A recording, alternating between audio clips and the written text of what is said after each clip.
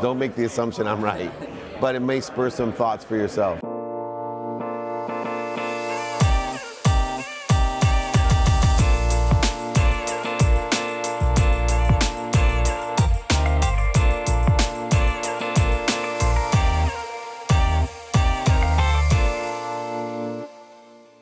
You posted a video today, and you were sitting with some people, and you were talking about your subconscious mind and how you have 40,000 thoughts, but then you said each day you have to, that you try to think 10,000 new thoughts. So everyone, yeah, so what he's asking is, this is how I believe.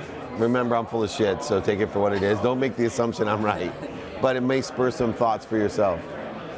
What I believe happens, closest that I can tell, is that we have about 10,000 new data inputs a day.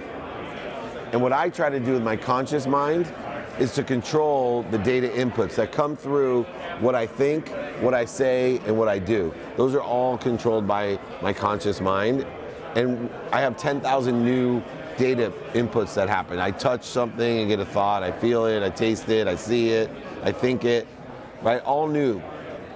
If we're not careful about controlling that into the perception that we want, and when I say that, I usually assume that people want to have positive experiences, so that we want to control it in a positive manner, which is why gratitude's so important, forgiveness and accountability and inspiration. But if I can really be disciplined and strategic and aware of what I think, say, and do, I can control the physical cellular memory that exists from my eyes, my ears, my nose, my mouth, and my touch. That's what happens is, if you keep touching something again and again and again, it gets inputted into a cellular memory. That's why it becomes easier and easier and easier and easier. Well, those 10,000 thoughts, that input goes somewhere every day. It goes into your neural pathways. If you do it one day and then don't do it another, it has a zeroing effect on the neural pathways. It maybe makes a tiny dent, but then the next day that signal's not there, so it goes away. But just like, you know, a drop of water on a stone, that if it hits it every day, it starts making it a path, right? You've seen that. Like a seriously hard granite stone is affected by water. Why? Because it hits every day. So if that drop would hit every other day? It would have way less effect. I think it has a drop of water, you know, I don't know what exponentially what effect it would have compared to going every single day, but I know consistently on the input, it has a serious effect. Like, I believe it would zero out the exponential effect of it. Just the mind isn't as hard, in my opinion, as it goes back, right? So anyway, what happens though is, so these 10,000 are impacting what? The neural pathways hold about 40,000 of the same thoughts. And so we know what thoughts it holds by what keeps coming back in our conscious mind.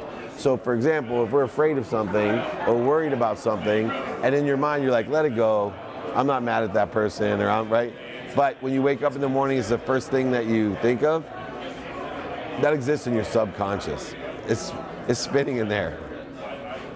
So what I'm teaching is strategy, awareness, discipline to control our thoughts, what we think, say, do. Know that there's a cellular memory and input that goes through your mouth, your ears, your nose, your touch. So if I can control all of that, I can then start building on my 40,000 of the same thoughts that are the only things that affect our unconscious. And the unconscious is powerful. It vibrates faster than the subconscious, much faster than the conscious. It's why, like, for whatever reason, I was born genetically or energetically to have a gift to attract wealth.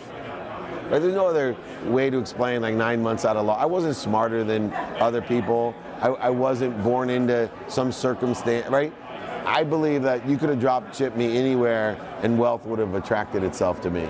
I believe you could take all the wealth in the world, just drop it into the desert, and sooner or later it'd be right back to the exact same people that have it right now.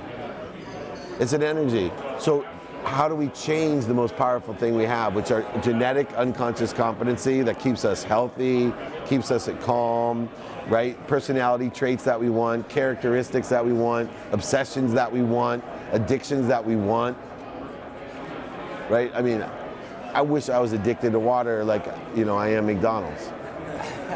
I'd be a lot healthier. And why not? What does the unconscious know the difference of water?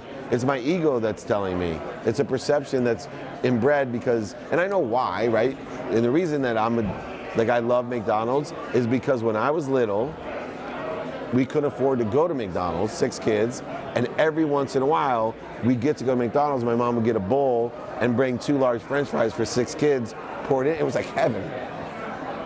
Right? It's like, so in my mind, unconsciously, that's a reward, where water was available to me. It wasn't bottled back then, probably the reason I'm 5'7". I got short parents. But it's super effective because if we can now activate and deactivate the personality traits, characteristics, obsessions, and addictions that we want, also energetically, we can shift our energy so that even without thinking, saying, doing, smelling, hearing, even without the neural pathways, the shit we want will just appear. There are no coincidences. It's all driven by that unconscious. And so it all starts by what are the 10,000 data points that you're inputting every day? How much discipline, strategy, and awareness do you have of those data inputs? Because then once it's just like a computer, bad data in, bad data out, right? CRMs, man, you put bad content in, you got bad content coming out. Same thing with your body. It's all through, even the food you eat is a cellular memory or structure that goes into your unconscious. It involves taste, smell, all your 6 senses. I believe we have a 6th sense of awareness. I call it the third eye.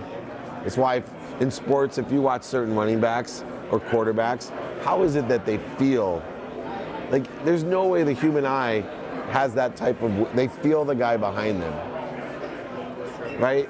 It's a third eye, it's an awareness. Well, the same thing exists in your relationships, in business.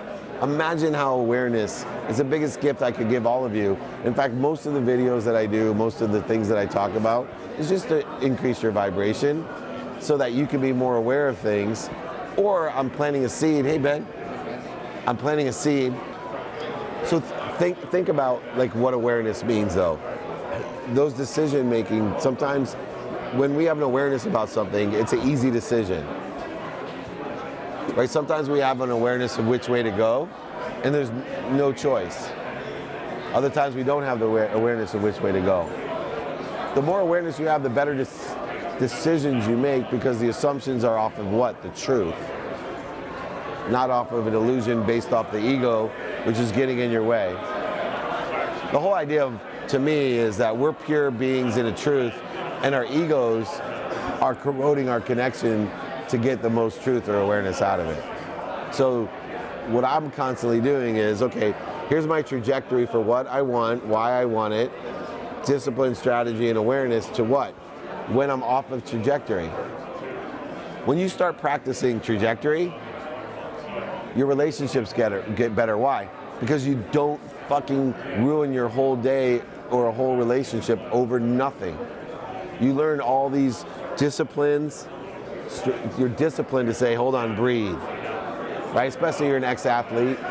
You know, we're taught to react and to escalate. And so you get into a competitive situation in your most intimate relationship, fear, loss, all this, all of a sudden someone triggers you, boom, you're yelling, you're mad, and then you keep on, it keeps going.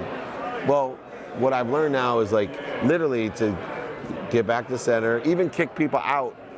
It'll drive some people crazy, but homeboy behind you triggered me the other day because I had a lot of shit going on. He said something, and I acted out of my trajectory. I was an asshole, right? And I caught myself within maybe 30 seconds of it, and I just said, dude, and he wanted to answer me and escalate it, right? Defending, because right, every attack, what do you get from an attack? An attack, man. But when you attack, you become extremely vulnerable, and everybody doesn't get that. Oh, you're so vulnerable. You're telling everybody the truth. No, I'm invulnerable. You idiots are vulnerable. I'm sitting here. I'm a baby on the sidewalk. What are you going to say about me? I've already told you I don't know what I'm talking about. I've already told you I lost everything. I already told you that I'm just trying to do this myself. What are you going to attack me for? And my whole life is of service. Those are invulnerable statements. You live of service, you're invulnerable. What's someone going to say about you? Oh, he's a shitty person. He's living his life to help other people. Vulnerable is powerful. Yeah, and it's an energy of awareness that allows you to do these things. And we're all on the same journey. So I also took a physical realm when I got it and triggered him. He attacks me back. I said, no, just go. And I could see he wanted to fight, right? But then he looked at me and he said, oh, I see, I'm gonna go. And we separated.